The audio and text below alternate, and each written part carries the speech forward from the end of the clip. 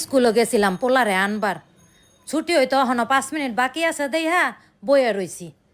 আশেপাশে বেডিরা বয়ে বয়ে গপ্প করতেছে, বেডিকে গপ্পটি একটু শুনেন।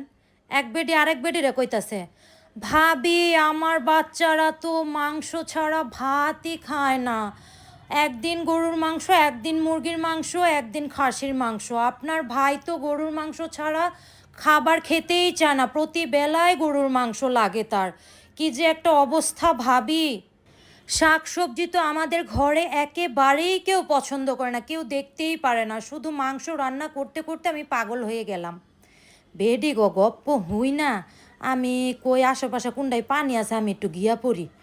আমার গপ্প তো বেডিরা শুনে নাই। আমি বছরে একদিন গরুর গোস কিনি 1 কেজি, হেডারে 100 গ্রাম করে 10টা পোটলা করি, কইরা হেডারে 10 মাসে খাই।